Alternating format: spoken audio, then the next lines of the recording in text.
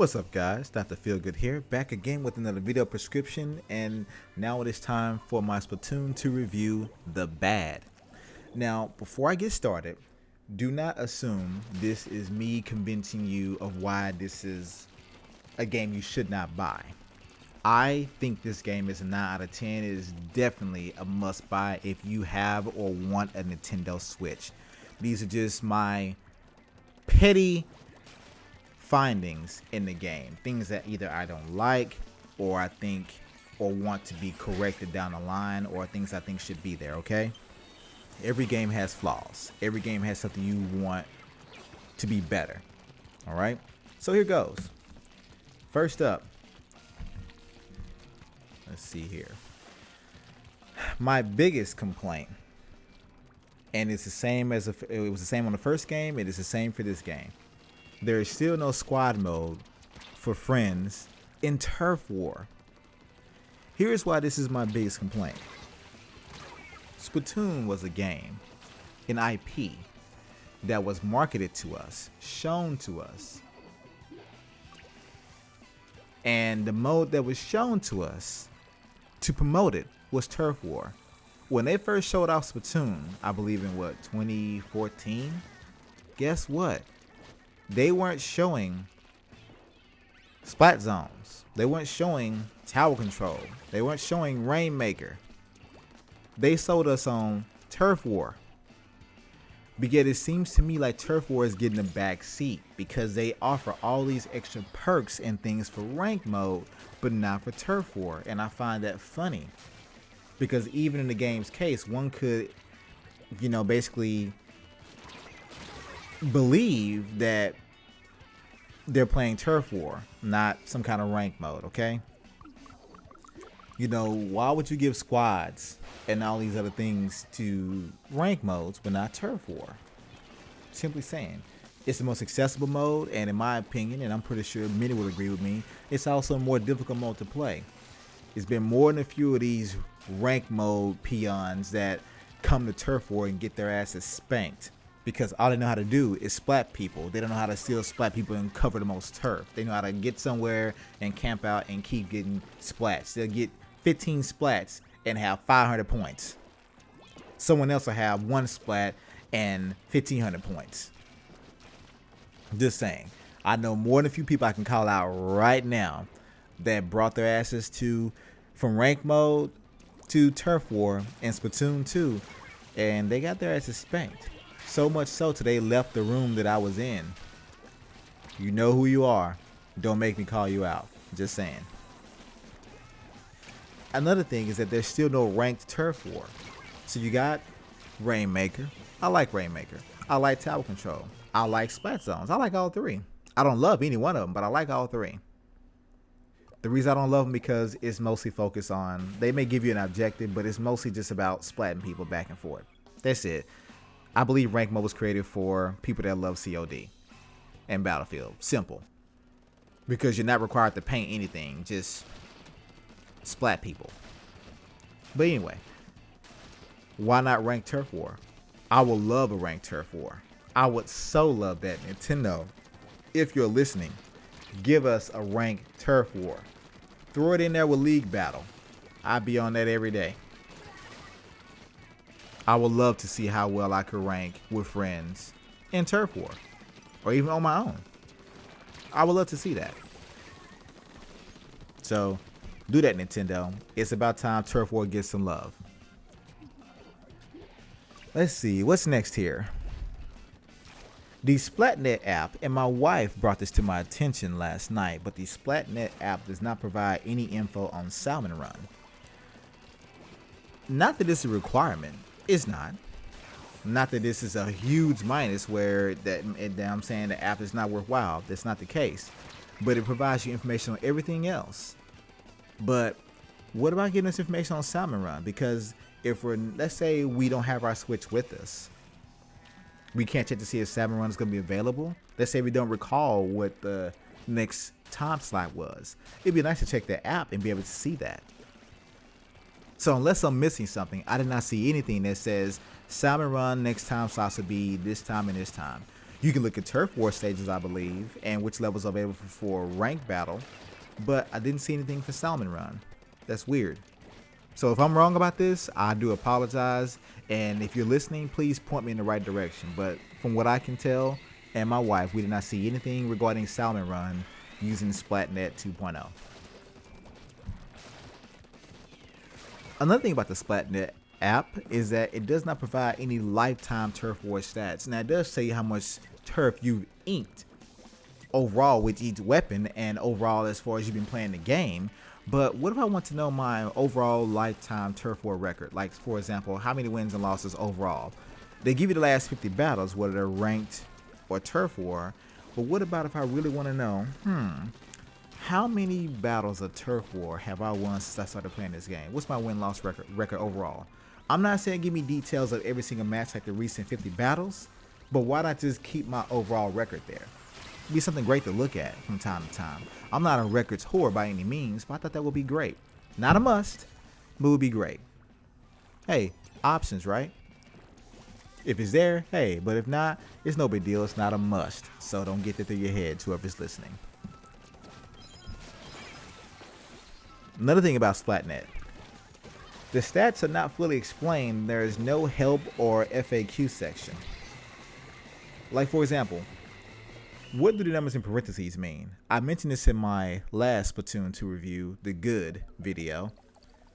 But I see numbers in parentheses, and I'm thinking, well, if it's next to the number of splats that I got, I'm thinking, is that for assists?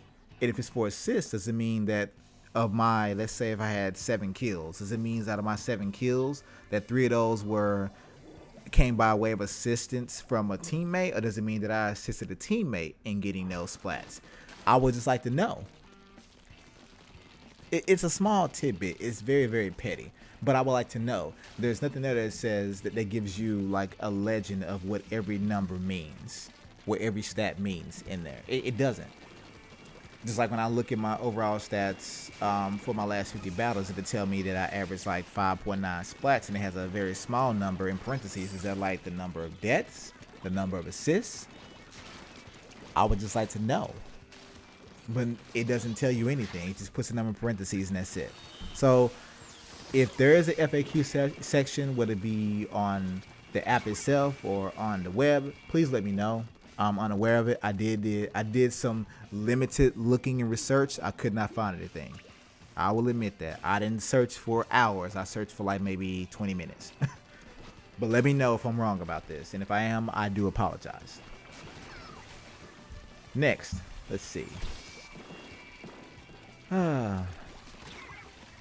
I don't like that Salmon Run is not available full time.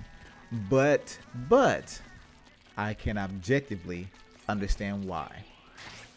Once again, I don't like that Salmon Run is not available full time, as meaning you can access it anytime you want to. But I can objectively understand why. All right? We all thought this would be a mode you can play anytime, anywhere with your friends, because it basically is friends against AI, right? One would think that, yeah. But we know Nintendo, they have their own way of doing things, and this is the first time they're doing a quote-unquote horde mode in a shooter. So my thing is, hey, I'm not going to shit on them for their way of doing things. It could actually work out to be better. I mean, look at the way they did DLC in the first game. We thought it was crappy. But everyone else, other developers are starting to follow suit. Now, the haters are actually liking the fact they release content over time to keep the game fresh. But moving on, back to the point. The fact that it's not full time, my wife loves to play Salmon mode. In fact, she only played to get to level 10 to unlock Salmon mode, which is another, petty point or whatever. But it's what she wants to play. She loves Salmon mode. So kudos to Nintendo for that mode. She loves it. But the fact that it's not available full time, sometimes it works to your schedule, sometimes it don't. Like, for example, she's at work today. And I think Salmon Run started last night at 7 p.m. and it's going to go again today until 7 p.m. So she played a little bit last night, but she had to go to work today. By the time she gets home, she'll probably have maybe 30 minutes to an hour left to invest in Salmon Run. Yeah, She would love to play more of it, but she can't.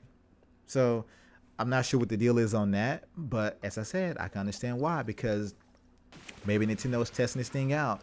They want to see how many people really play this mode. Because they're already having to host turf war levels, rank mode levels, and also league battle levels.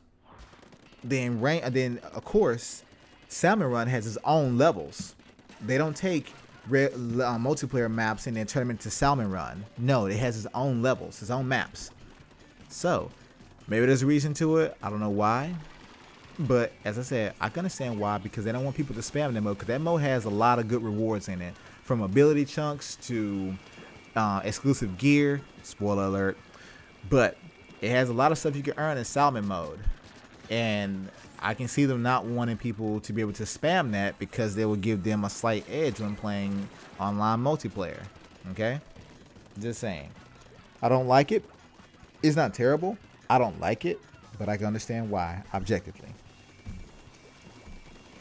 And as I mentioned in the last point, the fact that you have to reach level 10 to play Salmon Run, I did not like that, but I can understand why, objectively. They didn't want people just to run to that mode and earn stuff in multiplayer and have an advantage, because the stuff you earn in Salmon mode is pretty good. So I get it. But since leveling up is not as easy as it was in the first game in the first launch, it was easy to get to level 20. You can get to level 20 within a day or even half a day. It was pretty damn easy. In this game, it's a little more difficult to reach level 20, and even more so to reach level 10. So you can't reach level 10 in an hour or two. It takes you a few hours to get there. A few dedicated hours. So it was... I know more than a few people that they only played to 10 just to play Salmon Run. But I can understand why, because another reason is that they want people to learn how to play the mode before they get there. Learn how to play the game before you go play a horde mode, because Splatoon is a very, very team-centric game. You rarely see a match won when it's 3 against 4. That shit is a unicorn. I've actually lost matches 3 against 4 when it's my team at 3, but we only lost like less than like 0.5%. I think one time I had 3 against 4 and I lost by like 0.1%. Literally. It pisses you off because you know extra person you probably would have won. I blew them out. But they want people to learn how to play the game, at least multiplayer, before you jump into Salmon Run. So that's understandable. Moving on. In Salmon Run, you cannot choose your weapon. We all probably assume this just by what Nintendo showed us, but when you finally unlock the game, spoiler alert, you cannot choose your own weapon. You can't. They have 4 weapons that they cycle through, and basically they give you a random one, a random weapon out of those 4. And all 4 of those weapons can actually be weapons you don't care about. Like the last Salmon Run they had, not the one from that started yesterday, but the one before that, I think they had an ink brush, a blaster, a splatling, and a roller. I don't think my wife cares about any of those weapons, but she was forced to play with one. And every wave, they give you a random weapon. So you could be playing with the blaster, you finally get used to the blaster. You're like, oh, okay, I found a way to use this weapon. Then you beat that first wave. Next wave, you get a roller. You're like, man, what the... Seriously. I'm just telling you. You don't get to choose your weapon. They give you a random weapon. And they give you, in a sense, unconventional weapons at times, because they want you to learn how to use every single weapon. You're forced to learn that weapon. If they gave you the choice, everyone would just choose either splatter shot or the end zap or the arrow spray. They'll just choose the weapons that would get the most kills easily. That's all they would do. So Salmon Run forces you to learn weapons that you would otherwise never consider picking up. However, I can objectively understand. I'm just saying. So people don't spam the same weapons all the time and make it easy. Hey, once you learn how to play with something you would normally never pick up, like a roller, whether it be a regular roller or a carbon roller, whether it be the ink brush or octobrush. Hell, I don't care for blasters, but I was forced to learn how to use one to its advantage. Just saying.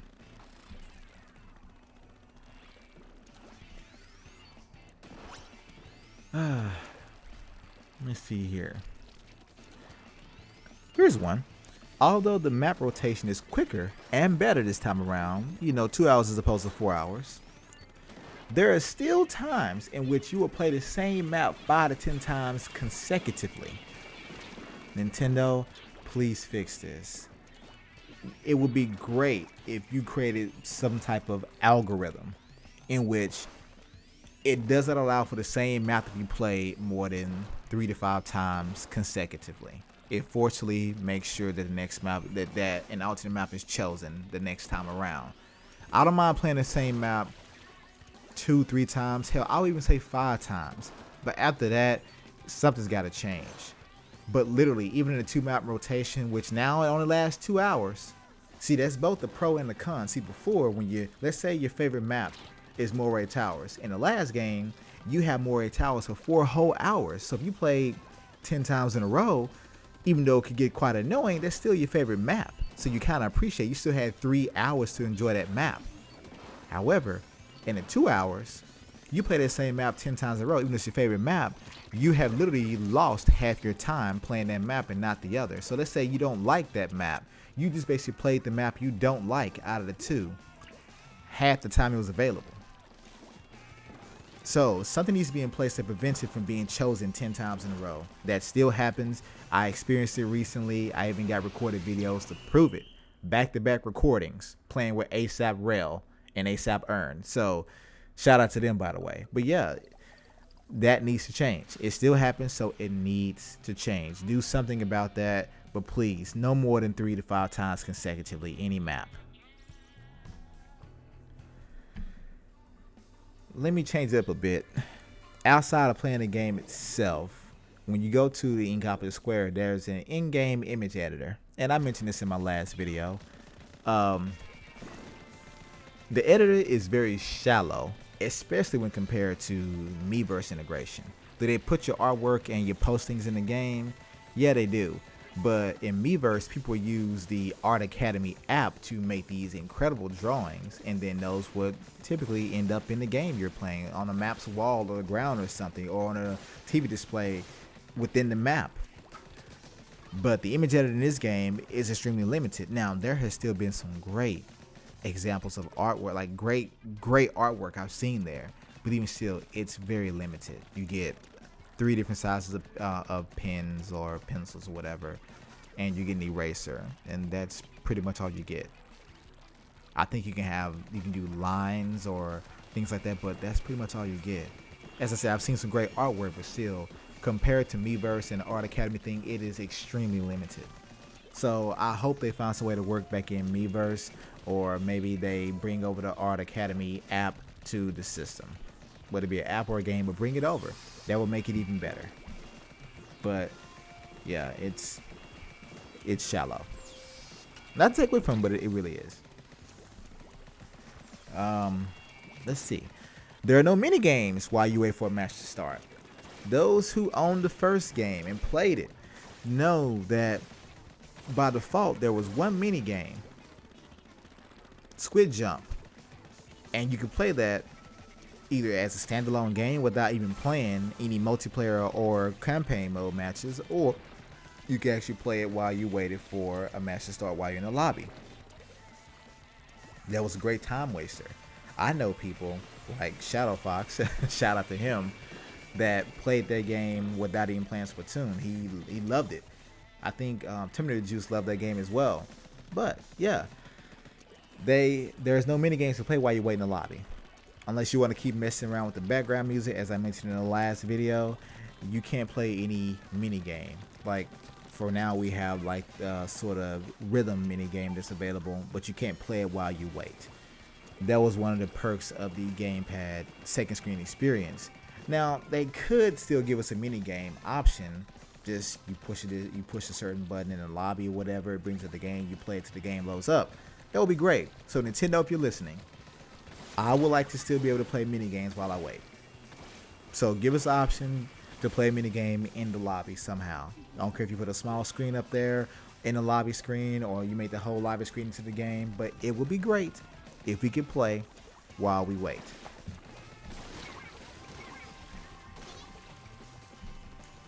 Next up, let's go ahead and go to, let's tackle one more thing that's outside of playing. I think it's the last thing. Right now, there's no way to increase the gear slots or re-roll those slots. For now, there's no way to do it. I tried it, and all merch tells you to do, who was the new Spike of the game. Those that played the original, Spike was basically a back alley drug dealer that did favors for you. Merch is a new back alley dealer. Cute little bastard. But I tried to do re-roll or increase slots, and he just says he's busy right now. I have nearly $1 million already in funds in the game, but yeah, he won't do it right now. But I can understand why, because in the last game, what happened? There was a glitch early on that got patched out quickly, but people were already building top-notch gear in the first game within the first week. And they don't want people constantly, because there are some folks that play a lot like me, and there are others that play, maybe an hour or two a day, where they don't have the money and or the means to re-roll gear to get the best combination like the rest of us do. So they make sure they limit to that. So now whatever gear you got in the slots it has, you have to put up with it. You have to put up with it. And that's a good thing. It keeps it fair and balanced. So no one right now has an edge over anyone else unless you're a person like me. You've unlocked all the weapons, but that's your only edge. That's it. All right, now back to the game itself. There's still no way to swap loadouts or weapons in between matches. Only in private matches. Now we saw this when they showed off the game, I think at E3, and when they showed off during Treehouse, things like that. But of course, that was a private match. We assumed that we'd be able to do that, in a regular match against randoms or with friends. Apparently, we can't do that. I've tried it. I've seen if I can leave the lobby to swap a weapon because, for example, a charge is a good weapon on Port Mackerel. It kind of sucks when it comes to maybe the reef.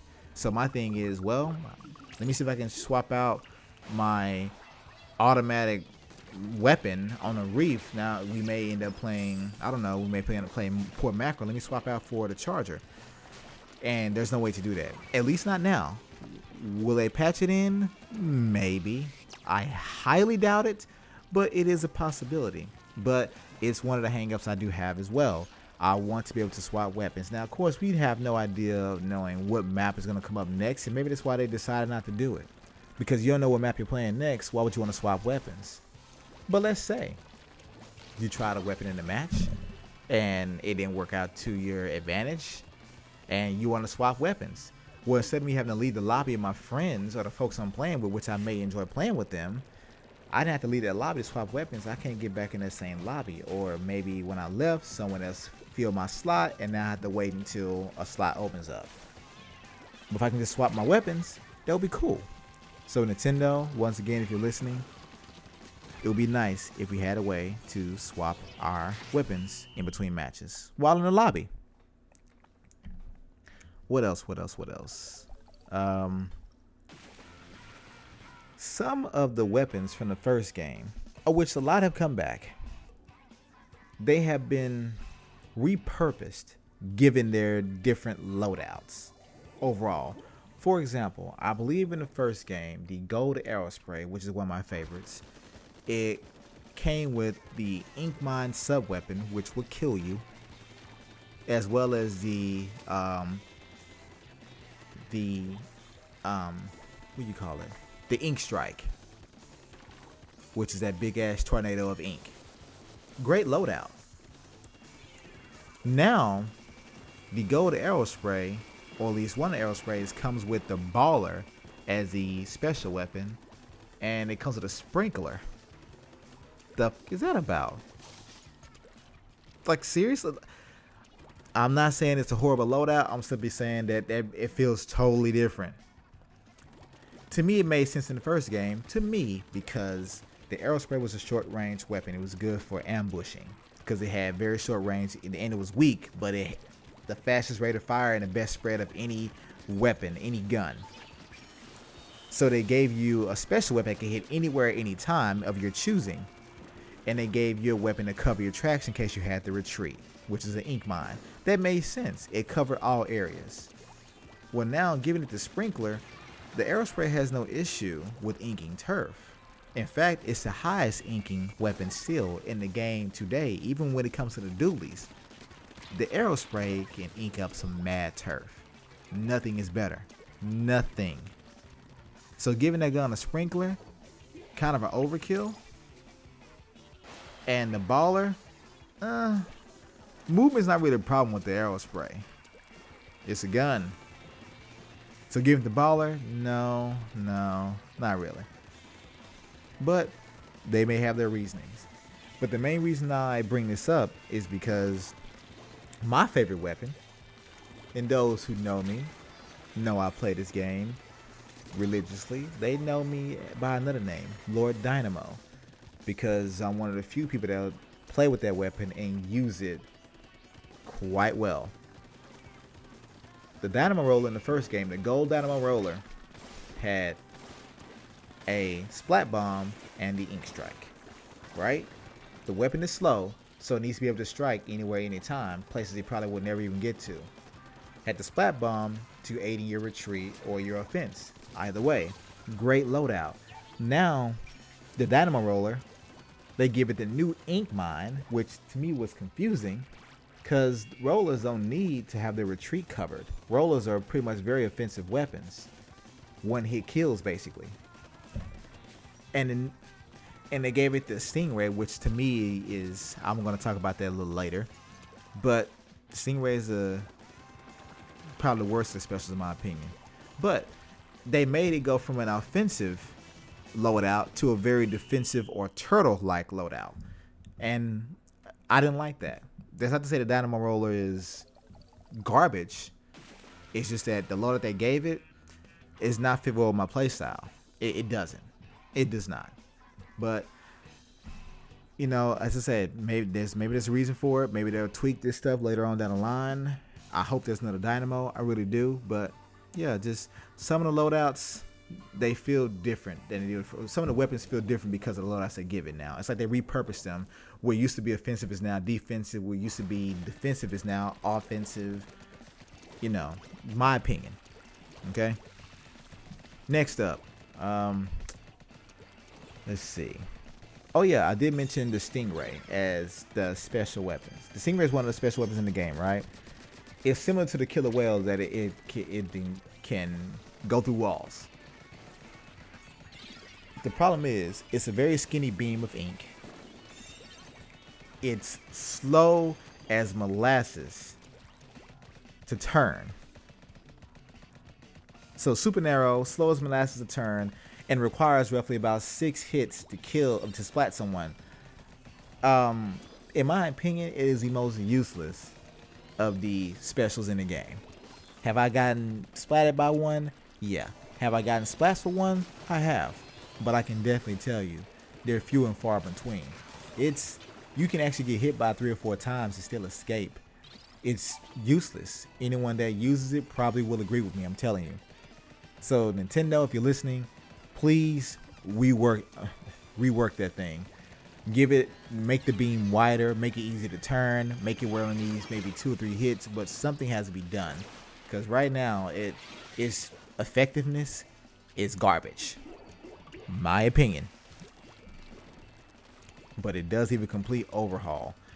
The killer whale was much better in the first game because although the killer whale didn't ink any turf, it was quick, it was super wide, it went one direction, you couldn't turn it after you activated it, but it instantly would splat anything within that hitbox. It was an instant splat. It wasn't you stayed in so long you die. It was more like if it hit you, if it touched you, you were gone. You were gone. So Killer Whale gets more credit, and I hope they bring that back and get rid of Stingray, in my opinion, but we'll see where it goes. Another thing regarding special weapons, one of the special weapons they showed off is actually not available yet. I'm not exactly sure what it's called. I think it's called the Bubbler. Not the shield from the first game. It's, you bring out this big bubble wand and it throws out 3 bubbles that when shot with your own team's ink, they explode. And I think when it's shot by your opponent's ink, they shrivel up. But they showed this off in the last direct. None of the weapons at this moment available have that special. Now, if there is a weapon you unlock through the campaign mode that has it, feel free to correct me. I do apologize. But none of the weapons that you unlock by leveling up to level 30 offer that special weapon. Spoiler alert, I don't see it yet. Okay, I'm level 35. You stop unlocking weapons in multiplayer mode after level 30. I don't see it yet. So that's kind of weird to me. Now, the last game, they showed the Dynamo Roller, but I think the Dynamo Roller was like level 20 for the regular one, and the gold one was like unlocked through the campaign mode. I could be mistaken, but I think that's the way it was. But this special weapon, I don't see it yet. So I'm not sure why that is, but yeah, it wasn't there. Moving on, another special weapon, the Ink Armor. I love it. The Ink Armor is the new bubbler, but it's not unlimited damage for a specific amount of time. It basically gives you extra damage for a specific amount of time. For example, if all it takes to splat you is about 100 points of damage, what a bubbler takes that and gives you about 180 points of armor damage. I'm not sure what the exact number is, but about 180 points of armor damage on top of your regular damage output or your regular defense. So you basically get double the amount of hit points as you would normally. So if you normally get 100, it gives you like 200. After you knock off that extra 100, the armor breaks. It sounds like glass hitting the ground, basically. But yeah. So it allows you to absorb one full-on assault from a weapon or a special. That's it. So even if a special does 4 times the amount of damage of the extra armor, the ink armor, all it's going to do is break the armor. Then you have to start peeling away at the person's actual health. So that's it. It basically gets you a full one-way assault ticket. It's basically like an extra life. That's it. But the problem with the ink armor is it takes 2 full seconds to become effective. I'm not kidding. When you hit the button to activate your special weapon, which is all you do is click down on the R stick, the right stick, your timer is already going. Your timer already starts. Your special gauge time decreases. That armor does not actually become active on your body until 2 seconds after activation, and to me, that is not cool. I like the fact that the ink armor is given to all your teammates, regardless of their positioning on the map. But taking 2 seconds to start is not cool. Because there are times I activated right when someone started shooting at me, and I still died instantly. Why? Because the armor had not actually gone active and attached to my body yet. And when I found it out, I basically stopped using it. Because you can't just try to activate it once you get in a firefight. Because you'll find yourself still dying normally the way you normally would, because it's not there. So those 2, 3, 4 bullets, you'll still be gone before it even goes into effect. So Nintendo, if you're listening, I'm hoping this is an oversight. If you had a reason for this, I'd like to know what it was or what it is. But if you're going to decrease my special gauge timer the moment I activate it, then the armor needs to be active the moment I decide to activate it. That's only fair, in my opinion. That's like, to me, that's like damn special on layaway. Oh, hey, or delivery. Oh, hey, we know you bought this thing. We never got to ship it to you. You got to wait to get it. No. Every other special in the game, when you activate it, it's active. The moment you click down on it, it's active. It takes place. Simple. What else? What else? What else? Oh, another thing. There's still no way to leave the lobby once you're in it. Although I can understand objectively why. My opinion, it should be there. But as I said, I can understand why it's not there. I am a career Call of Duty player up to Black Ops 2. And I can tell you the one thing that used to get on my nerves, and it would happen daily. Not too often, but often enough. Regular team deathmatch is 6-on-6, right? So the lobby's full.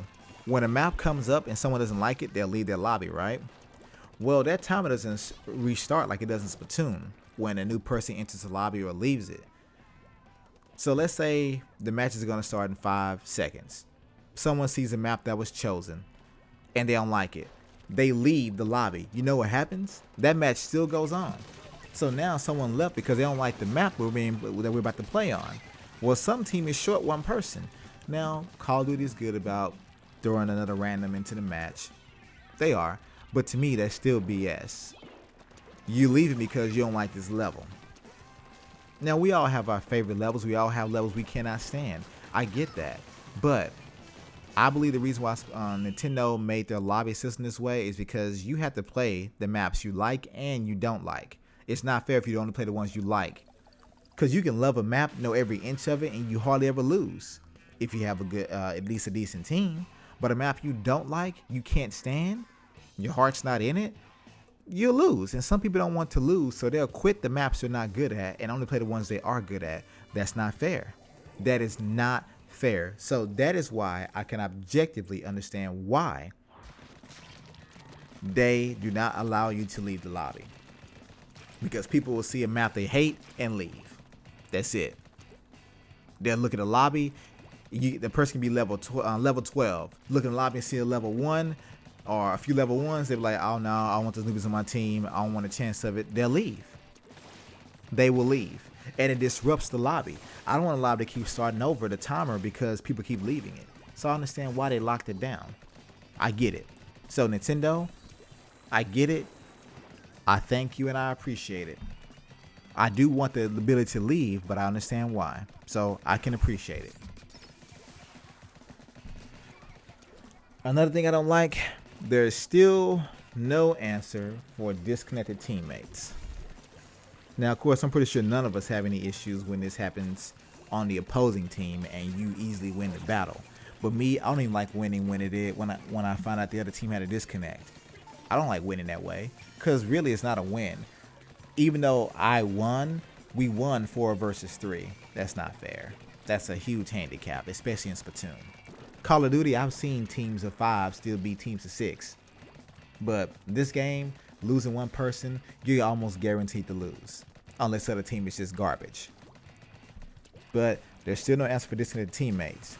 What I do think should be a solution is that it should be considered an unofficial game. Meaning, it's not counted against your win-loss record. Hey, let the match continue. I don't want you to stop a match because someone leaves. Because what if you play 10 games in a row where you have 10 disconnects? That means you never finish the match. I don't want that. I think you should still be able to finish the match. But I think that win-loss record, it should not count against you. Whether you win or lose, it should not go. It should not go into your official stats. Why? Because who knows what would have happened if it would have been a fair game, a 4 versus 4. Just saying. So let the match play out. But your official record, it should not go against that. So your last 50 played matches, it should not be considered. It should show up there, but it should not be considered or affect the stats. That's my solution. What else? Let's see here. Let's go back to the UI real quick. When it comes to the Friends tab of the main UI in the game, it does not tell you what your friends are doing if not in, say, a turf war. Like me, my primary mode I play 90% of the time is turf war, okay? I can see, for example, Terminator Juice or Mr. T, it'll say joinable because If I go to the friends tab, it's only for turf war, right? It's only in this game. Friends means only for turf war. That's it. It's a yellow tab. But it show everyone that's online, but they have them grayed out, for example. Well, if I go back to my Switch UI and look at it, it'll say they're playing Splatoon. But it doesn't tell me if they're playing Splatoon campaign mode, rank mode, league battle, private battle. It doesn't tell me that. It doesn't tell me that. See, it would be nice to know that if I see a friend that I know is online playing Splatoon, they're like, oh, well, they're playing campaign mode. No wonder I can't, they're not able to join in the match. Well, oh, even though they're online, they're playing rank mode. So at least I know I can't join their match because they're playing rank mode. Maybe I don't want to join because they're playing rank mode. Or, oh, well, I see, Sprite Remix and, a few other people, Red Knight, online, but right now they're playing Salmon Run. That would be great to know. So I don't have to try to join a game mode in which I'm not eagerly wanting to play. Or at least I know that the reason they're not available to play is because they're playing a different mode. But all only information it gives you is that room is full or joinable, but it doesn't tell you what mode they're playing. So, be nice to know that.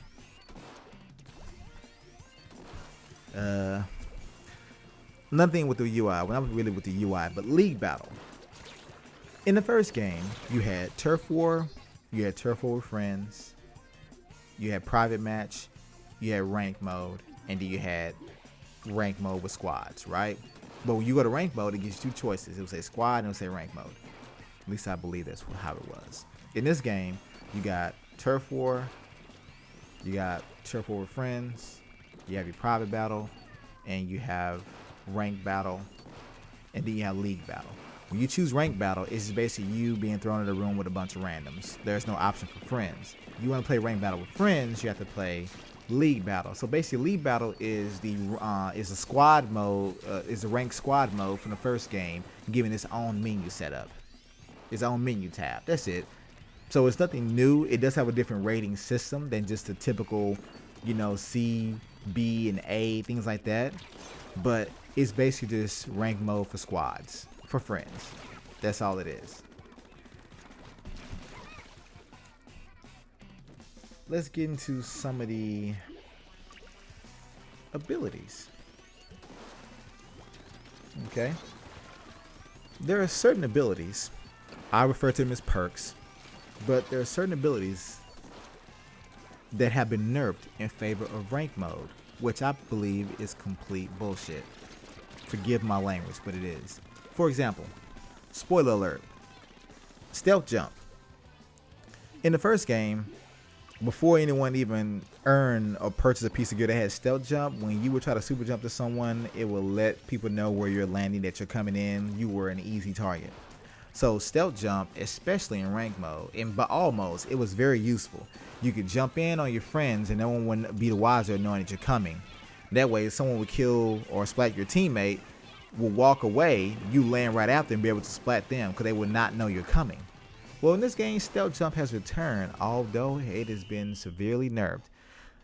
According to the description, distant opponents cannot see your jump circle, which is your arrival circle. I'm thinking distant. I don't give a damn if someone far away sees my circle, because they have to still be willing to travel all the way across the level, however far away they are, to still have the chance to splat me. But the ones that just took out my teammate, or about to take them out, they're sitting there waiting on me still. They can still see it. So yes, it literally says in the description, opponents that are far away cannot see your arrival circle, or let's call it the jump circle. I don't care about them. But the ones that are close to where you're jumping to can see it clear as day. And I'm wondering, what's considered far away? A few feet? Maybe across the map where it don't even matter? What person sees a jump circle across the map and says, let me jump over to my teammate if a teammate's over there? Nobody. But anyone in the close vicinity can see it. I tested this out, people. Spoiler alert. I jumped to a teammate. He had got splatted probably about 3 seconds before I landed. There were two opponents waiting there, shooting, emptying their damn ink tanks, waiting for me to land. and I had stealth jump on, yes, it's basically trash now. So I would say don't even waste your time with stealth jump. I would suggest you use the drop roller. Okay, at least that way you can dodge some incoming fire when you land. You still may get splatted, but at least you have the chance to live in that regard. Another perk that got nerfed, it seems to be ink resistance, where you can walk through the enemy ink, pretty easily. Well, now that's not a singular main perk that's locked to certain gear. It's now a stackable perk available across all gear.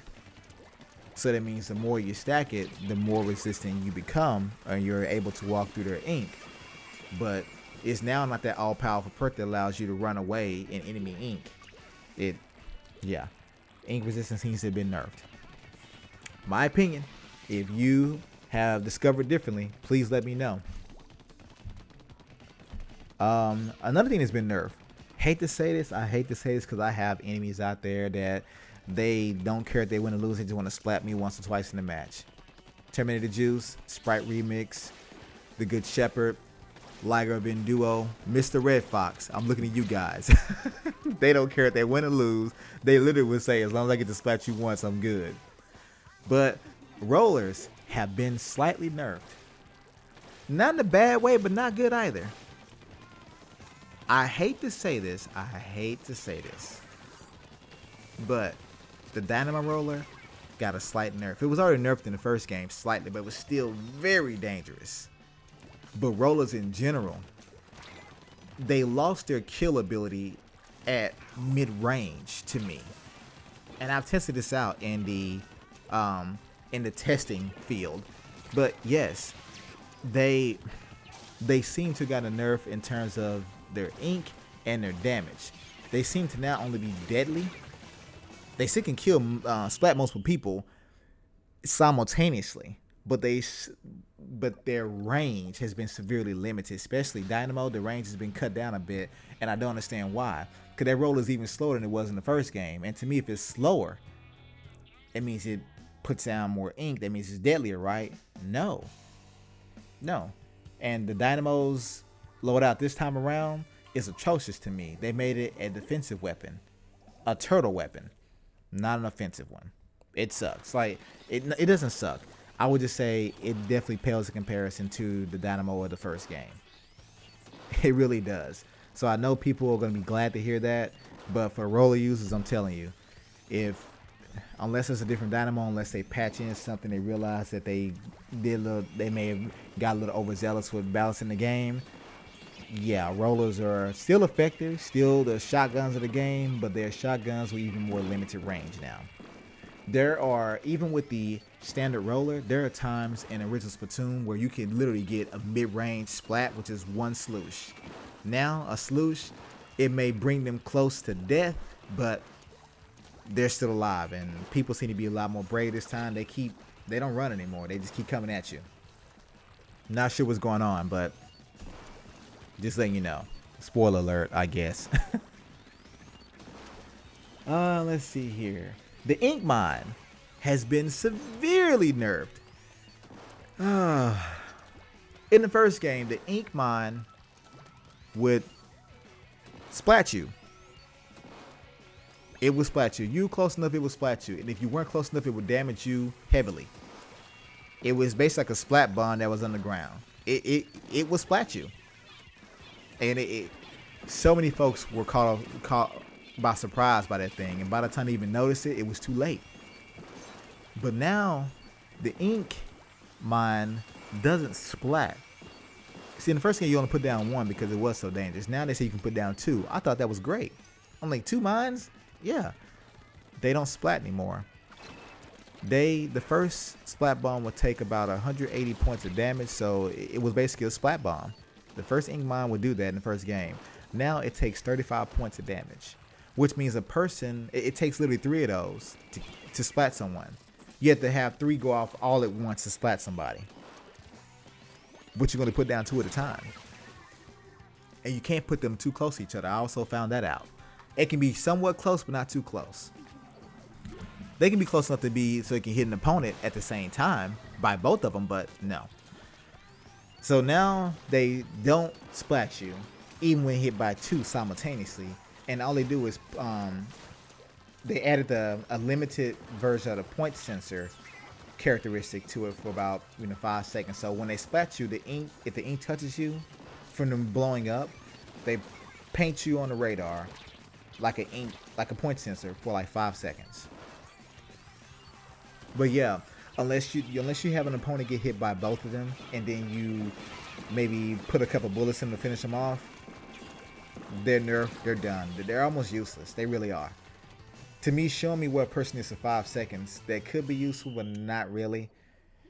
No, I'm just telling you, people. They're not good. They need to bring back the original ink mine. They do. What next? I hate to drag this on, but what next? We still need more in-game commands than ouch and this way. I mean, granted, they gave us the same as in the first game. It's like, come on. I mean, at least let us select some from a predetermined list of options like you do in Mario Kart 8 Deluxe in a lobby. At least give us that. I know. Do not let us customize our own, because I know you're gonna start seeing offensive stuff, just like people would do when it came to Smash Bros. Brawl with their names of their button layouts. They would customize their button layouts, and they would make offensive words. I know, don't do that, but can we have our own 4 choices, or give us 4 that mean something? Like, okay, you got this way, you got ouch. Don't really see the point of ouch, but okay. What about go for the objective, or go for the tower? What about we're behind? Something like that. But still, more than just the 2 you gave us. And why can't we have 4 simultaneously? If you have 4 directional buttons, give us 4. At the very least, give us 4, 1 for each direction. But I would say give us a list of options similar to Mario Kart 8. Nothing wrong with that. Hey, you can choose all of them if you want to. You really can. But give us an option. Give us those options. Let's go back to the UI temporarily. The new multiplayer map UI is not as intuitive as the original, and I mentioned this to some extent in my previous video, but you cannot beat having a gamepad available with the map 100% of the time. The asymmetric gameplay, the second screen experience, you can't beat that. You can't. But it's good. But I will say it's not, even though it's really good and it works really well, it's a good replacement. It's not as intuitive. It is not better than the full-on gamepad screen. Just saying. Back to the abilities. Some of the ability descriptions are not very clear. Like, for example, one of them is make special weapons more effective. But the question I have is, in what way? Do they cause more damage? Do they give you more time to use it? Or does a special timer last longer? Does it make the special more, I guess, more smart in that regard? Because, like, for example, the Tenta missiles, you lock onto opponents, you fire, and the missiles have homing ability. Does it, when it comes to Tenta missiles, does it make them more effective in terms of their homing ability? Or does it make the missiles do more damage? Or let's say for the baller, does it make the baller timer last longer? Does it make the explosion bigger, more damaging, more effective? What? And let's say with the weapon, special weapon I don't like, the Stingray, does it make the beam wider? Does it make it easier to control or turn it? Does it last longer? What about the bomb rush? Do the bombs, do you throw them further? Does the bomb rush last longer in terms of the timer? Can you throw more at once? Can you throw more often? Like, you don't describe how you make it more effective. So it'd be good to know that. If each weapon is affected differently, then so be it. Let us know. But right now, just saying makes it more effective. There are different special weapons that are used in different ways with different characteristics. So that's a very vague description. So I would like to know what that means. Just saying. Last but not least, spectator mode is only available for private games. Now, I was hoping this would be available across all multiplayer modes, whether it be with friends or randoms, And I hope there's a future patch that makes that a reality. But for right now, I played a private match with Shadow Fox, and we also used the voice chat app simultaneously, which is very cool, very fun. That's the only time I saw 2 extra slots for a spectator. It shows 10 slots instead of 8. 2 of those were for spectators, I'm sure. But yeah, when they showed this off during E3, I was thinking to myself, wow, they gave us a spectator mode, so now we can just watch randoms or friends or whatever duke it out in various modes. No, it's only in private matches that I see thus far. But Nintendo, if you're listening, please, please, please make that available across all modes. It would be great. It would be great. I would like to also watch some matches, be able to switch between the different teams and different players, see what they're doing, their tactics. I would love to see that, but not just with friends, with randoms too. I know most of the tactics are my friends already, but I would like to see that. I would love to be able to actually create some great videos, because as a spectator, I can watch things go down, take place, and put together my own way, different camera angles and such. So, spoiler alert, spectator mode is only available in private matches. Anyway, that's all I have for right now. That's pretty much all I have, period. As I say, this video is not to discourage you from buying the game. It's just telling you the petty issues that I have with it. But even with these petty issues, of which there are more than a few, I still give this game a 9. And this is not an Angry Joe moment. I hate to say that, but you know what I mean. When you say a game is horrible but give it a perfect 10. These are little things I think could be added in, or they could have made the game better. But the game is still so fun, people. Even with these little tidbits here that I'm complaining about, these are petty personal things. Most of these things, a lot of these things I'm pretty sure everyone would agree upon, but seriously, I love this game. I love it. I love this game. I'm a gamer. Splatoon is fun. I'm already either at or over 100 hours. The game's only been out for what?